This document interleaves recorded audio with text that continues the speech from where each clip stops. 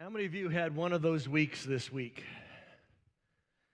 If you had one of those weeks, I want you just to take as deep a breath as you feel like taking and just let it out right now, all right? Go with.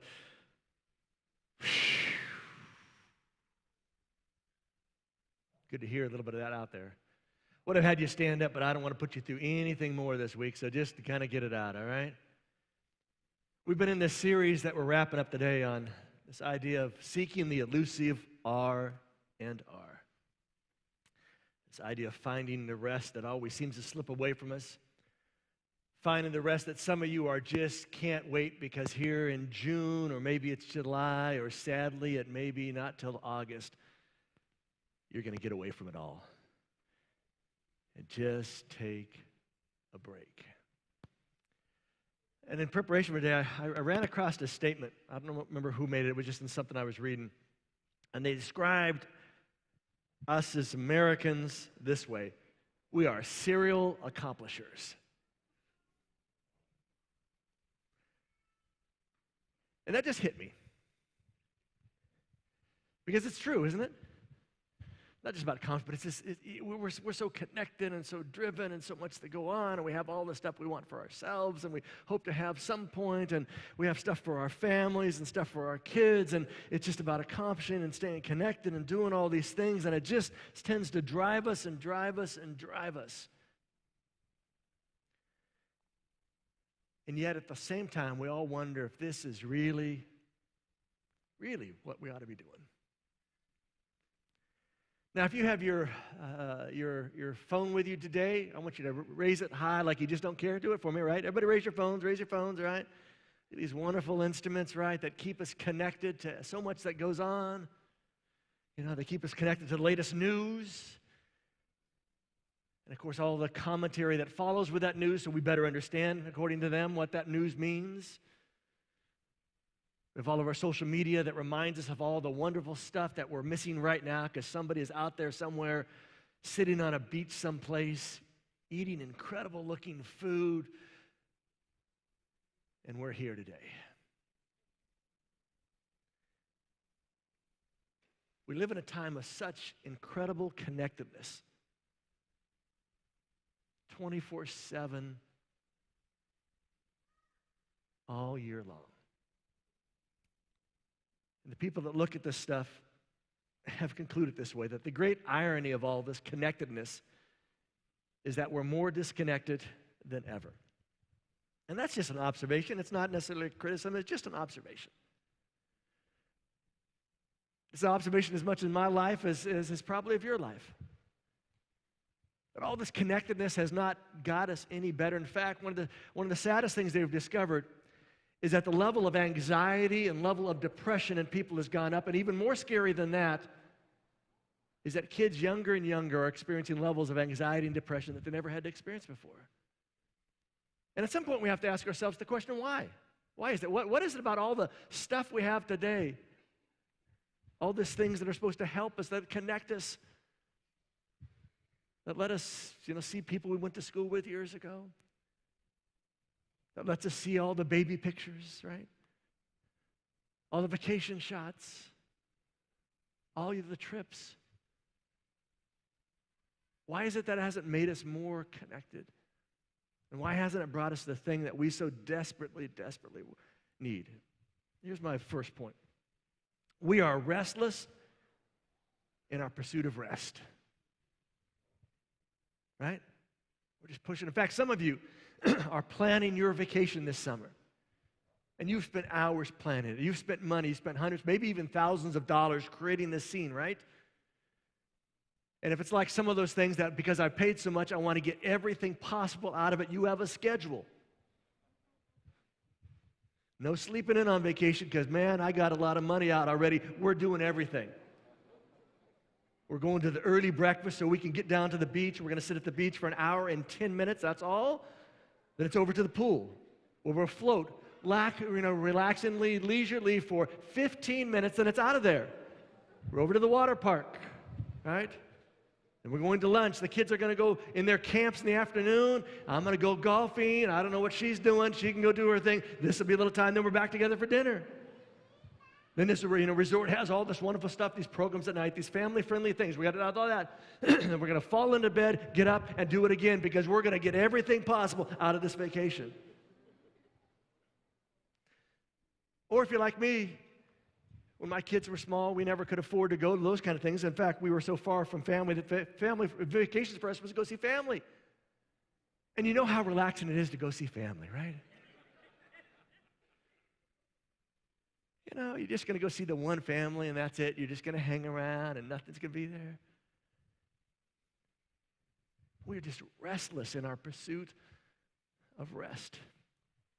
Running on a treadmill to nowhere. You ever feel like that? Kind of pushing and striving and giving it your all, but it just doesn't really ever seem to pan out. And if you find yourself in that space this morning, I probably know more about you than you think I do. Because if you find yourself in that spot, I know a few things about you. I know one thing is that you are exhausted. I know that you're stressed. I know that you are push yourself and are pursuing things that you believe are going to make life so much better. And I know at some point, not only will you burn out, even worse than burning out, you are on the verge of becoming a walking dead. That life just keeps going and pushing, and we're just there, we're just there, we're just there. And the question has to be, is there anything that touches this real experience that all of us have? And the good news is Jesus made a promise, a very unusual promise. A promise about rest that really is not about rest. And today we're going to look at that together and hopefully find some places that it connects with our lives and maybe gives us some permission to engage with life, to connect with life in a little bit different way than we have before. But before we go there, I invite you to bow your heads and let's pray one more time together, okay?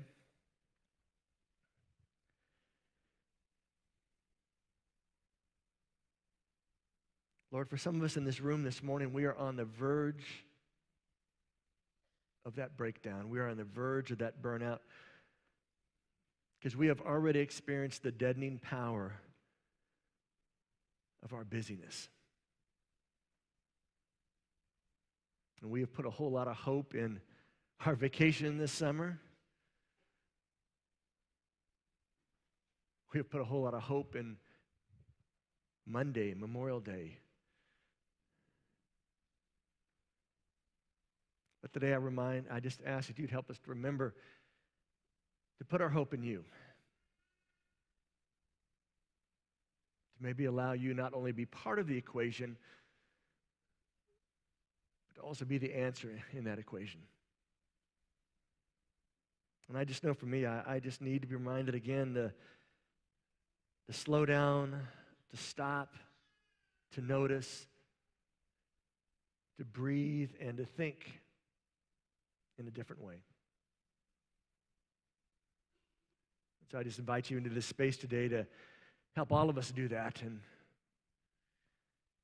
even for those of us in this room today that wouldn't consider ourselves followers of yours, wouldn't consider ourselves Christians, wouldn't even consider ourselves religious, I pray even these words that Jesus offered so many years ago find some kind of connection place even for those of us that find ourselves there. And if we can experience that in some way today, this will have been a good day. And we can leave this place being thankful for having been here. In your name, amen. If you want to follow along, we're going to be over in Matthew chapter 11, verses 28 to 30. And if you go read this section, it's a weird context. Normally I'll tell you, hey, this is the context of this statement. And it comes after Jesus is pretty harsh on a couple of places where he's done a bunch of miracles. And he says, after all these miracles, after all these healings of people, all the messages I've given, people just don't seem to respond. And so he talks about that. And then he talks about how God at times reveals things to not always the smartest and brightest or the most devoted. Sometimes he just reveals it to people. And then he breaks into that with these words. Come to me, all of you who are tired, that is weary, and have heavy loads, that is overburdened. And again, I think that verse, those words of Jesus, find a resting place today, don't they? In fact, just say the word weary with me, all right? Even saying the word makes you just kind of feel down, doesn't it? Weary. You just kind of, and this whole idea of heavy loads, to be overburdened. And I know some of your stories, and I know some of you just are overburdened. In fact, if you remember this from an older version of the Bible, it talks about being heavy laden, which is not a word that's ever come up in any conversation you've ever had in life, right? But it's a great description, right? Even though if you don't know what it means, it just sounds bad, right? Heavy laden. And Jesus says to just sort of into this moment, those of you who find yourself just worn out, tired, those of you who find yourself overburdened, overtaxed, overstretched, come to me. Come to me. Which is so counter to what our culture tries to put out there, what we try to put out there. When we start early and often with our kids, we tell our kids they can be anything they want to be, right? And I think that's a good statement to tell our kids. We want them to have broad ideas and, big pictures about what could be, but we also, if we're honest, know that they probably can't be anything they want to be. I'm never going to be a 12-year-old girl ballerina. Not that I ever wanted that. Just a description, all right, folks? But I mean, sometimes we put all this stuff and we push them to be involved in this and get involved in that, and we give them awards and trophies for everything. And we've talked before about the participation trophies. And a certificate because you have the best smile. You have the best attitude. You know how to tie your shoes.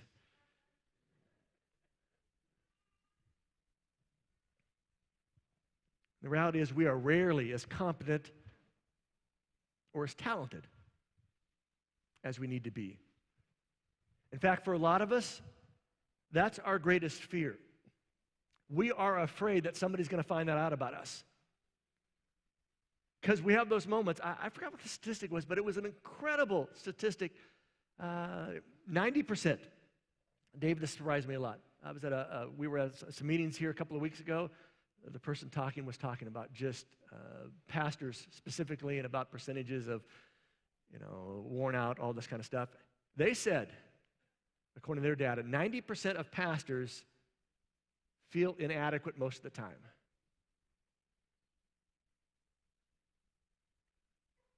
Just think about that. 90% of us. We don't want anybody to know. We'll probably delete this from the tape later so nobody outside of this room knows. But how much that pushes us. We don't want people to know that we're not competent enough or talented enough or able enough, and so we just put on this front and we have to keep it going and keep it going, and it just wears us out. And into those midst of wherever you might find yourself, Jesus comes and says, listen, come to me. And when he makes this invitation, I do not believe this is a one-time come to me, only option to do this. I think it's this idea of keep coming to me. Keep coming to me when you're tired, when you're weary. Keep coming to me when you're overloaded and overburdened. And I will give you rest. Which is really what we want. But like those little kids that really need a nap but fight it to the bitter end,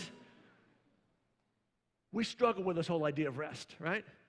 We struggle with this whole idea of just slowing down, just letting the space take place. And he goes on.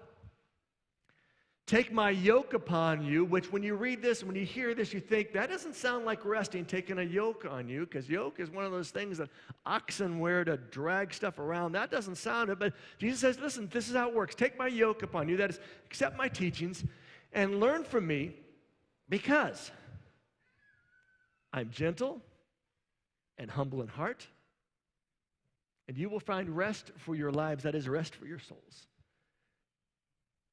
And what Jesus offers in place of all our heavy loads and our burdens is a yoke. Which again doesn't sound very unburdening like. But it must be something that goes there. And his rationale is, you ought to do this because I am gentle and I'm humble. And most scholars, when they look at this in the context in which it's written and stuff that happens just before and stuff that will happen just after this story, and as Matthew records this, they will say that Jesus is talking specifically about this whole idea of religious expectations. And isn't that true that one of the hardest areas, the biggest loads that you carry is others' expectations? Because you know how people are. You know how you are. You have great advice for other people, don't you? They come to you and they say this situation, and you are glad to say, oh, girl, let me tell you how to fix that, right? This, right? That's not a big deal. You just go in and tell your boss this. As long as you're doing it, it doesn't bother me. I'll give you great advice. But have you noticed the great advice we have for other people, how hard it is for us to hear our own advice and actually to follow that advice? But Jesus says, hey, this is it. Come to me if you're kind of overloaded and take my yoke. Because I'm good about this. I'm gentle. I'm not sort of demanding in this. And I'm humble. I'm not kind of stepping up. I'm not being bossy. I'm not being a bully. I have something for you. But you only can find this thing if you'll come and engage with me in this whole process, because he ends up this whole statement by saying this. Listen, the burden that I ask you to accept, my yoke, is easy. And the load I give you to carry, that is my burden, is light.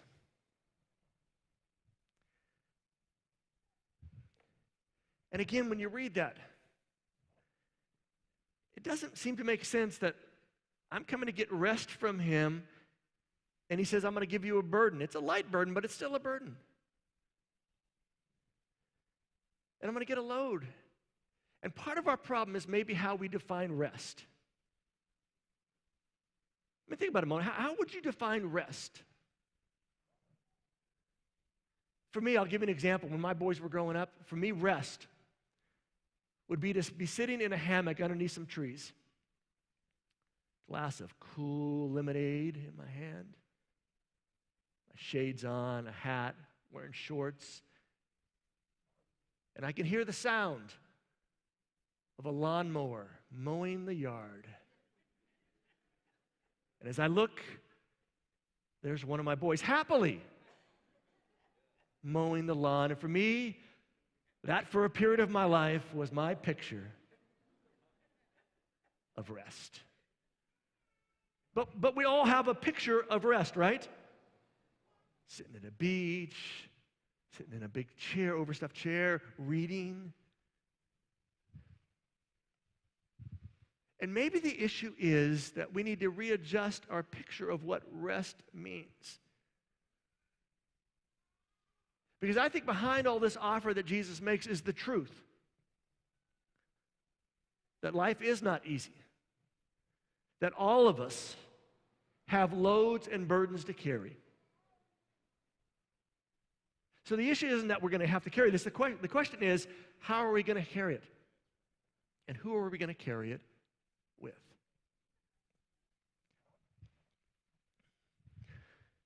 And the great picture that Jesus paints is simply that you are not left in this struggle alone. I mean, that's what's behind this offer. That this is not about you carrying this load, this is about us carrying this load. To which we may think this: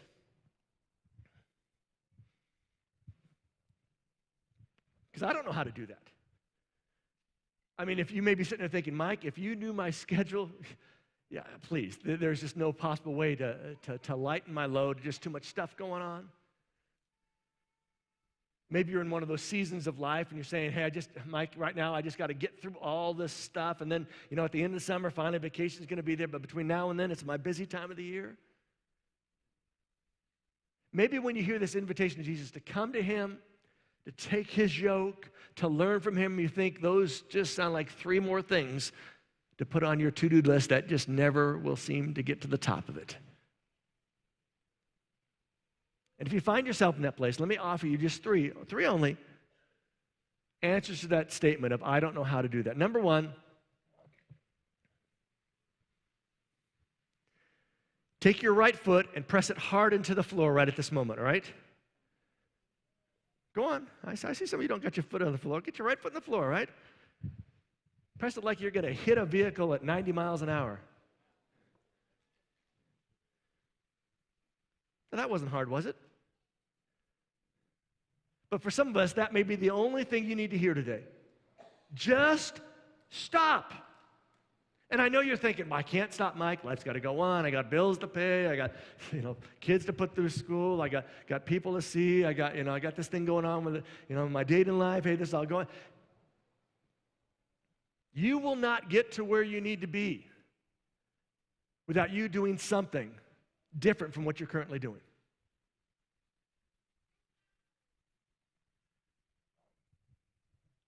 So just stop. This is not about trying harder. It's not adding more to our lives. This is not about pushing harder or figuring things out better. The old axiom, work smarter, not harder. And all that tends to do for most of us is we work smarter and harder and longer.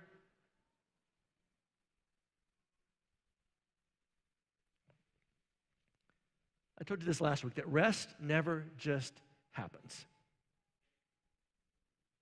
You have to be intentional about it. You have to carve that space out. It's why when Jesus makes his invitation, his very first word is this: come. We got to do something to do this. This is a doing thing. This is not a just sit there. I'm going to come to you. I'm going to give you rest. Here's the lemonade. You comfortable? Can I get you a blanket? No, too warm a pillow. This is not that kind of picture. Jesus said, if you find yourself weighed down, overbearing, you need to take a couple more steps and come to me and make this exchange with me. Which brings us to the second point. I need to shift my understanding. I need to change how I think about rest.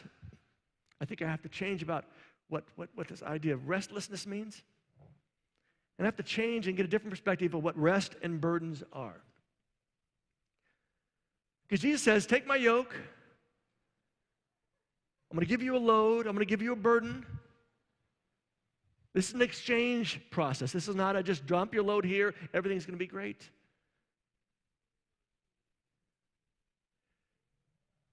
But Jesus is inviting us to engage in life in a different way. And to see the offer as rest, the offer of rest,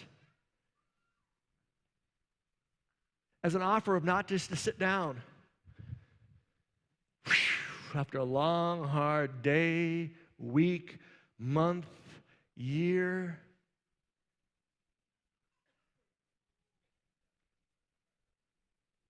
But to engage in life and see that rest is a part of all those things. And lastly,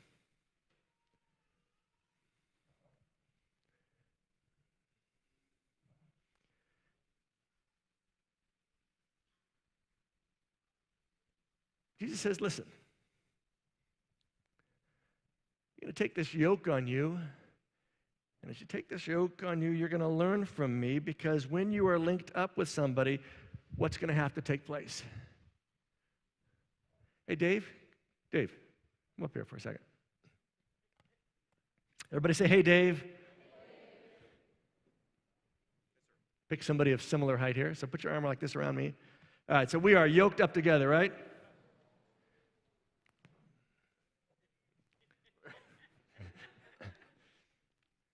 He says, take my yoke upon you, learn from me, right? If he's learning from me, he's going to learn that there's moves I make, there's places I go, there's things we'll stop, there's things we'll look at. Now, Dave could fight me at this moment. Would not be a good idea, though. But Jesus' opportunity, thank you, Dave. Everybody say thanks, Dave. Jesus' opportunity is that we're in this together, that your problems become our problems, that our way of going through life becomes our way of going through life now, not just yours or not just mine, but ours. Join up with me and let's take this on together. I'm going to carry the load just like you're going to carry the load. I'm not carrying the whole load, but you're not carrying the whole load either. We're going to share this together. And you need to understand the places I want to take you, the things I want to do, the things that will be good for you. You got to trust me on those things. And the times it gets really heavy, I'm going to be holding up. I'm going to be sharing that load with you. See, following Jesus is not at its core a religious obligation. And for some of us, we come from church backgrounds where that's what it is. It's about doing all the right stuff and doing it more and more. And if you don't have enough stuff to do, come talk to us at the church because we will find more stuff for you to do. Because let's face it, you all need to pray more. You all need to read your Bible more. You all need to share your faith more. You all just need to do more and more and more and more. And that is not what Jesus is about. It is not at its core a religious obligation. It is about responding to an invitation to trust Him, not just believe facts about Him. It's an invitation to join up in life and keep moving and keep living and keep doing, but doing it from a different perspective. Knowing that He's right by my side and also giving Him the space to lead in that relationship. I've been telling you this last couple of weeks, and I'm going to tell you again today, that we reach a destination not by accident, but by a series of steps we've made that lead us there. You are going to end up where you're headed. But the problem for most of us is we just keep going. We don't really know where we're going to end up, and we don't really think about that's where I want to end up. And if I'm going to end up there, I got to be taking these steps now. We kind of just, life happens. And life will take us to where it wants us to go. Unless we stop and recognize that we're not going to get to wherever we want to get to by accident. You will never know. You will never know what God is willing to do for you until you are willing to follow and trust Him. And so when He says, come to me, all of you that are just worn out and overburdened, come to me, and I will give you rest. And that rest is about taking my yoke on you, and learning from me, because my goal for you is good. It's gentle. My approach to life is a humble approach. It's not demanding, but you will find rest for your souls, which is what we're really all after, right? We're looking for some way to rest, some way to meet those needs, some way to get those things, and that's really what we keep searching and searching for. So what if? What if rest is an orientation more than a destination? What if rest is just about how we enter into every part of life? It doesn't mean we're always on rest mode. It's not about being lazy. But it's also not about the other side of being overworked and overexpected and over all those things. And what if this is about putting myself in the space, the place where it can happen, and then actually letting it happen? And what if? What if I'm honest about my struggle with all of it? Because until we're honest with it and about it, we're probably not going to address it in a way that's very healthy. And my goal for you as your pastor, your friend, is that you will hear the voice of God speaking whatever He needs to speak to you. I don't know what God is working on with you. I don't even know what God needs to work on with you, right? Not my job. But I do know that God is doing something in your life. And the invitation is always, how am I going to respond to that something that he's trying to do? See, when you are tired of running, there is a better story waiting to begin. And that's Jesus' promise. When he says, come to me, take my yoke, learn. There's a better story being ready to be written. And I hope today that you will take that step towards him and come to him again today. And again, you'll take that yoke. Again, you put yourself in that space, in that place where he can do something for you that you know you desperately need. That said, Pastor Jason's going to lead us in another song as we get ready for baptism.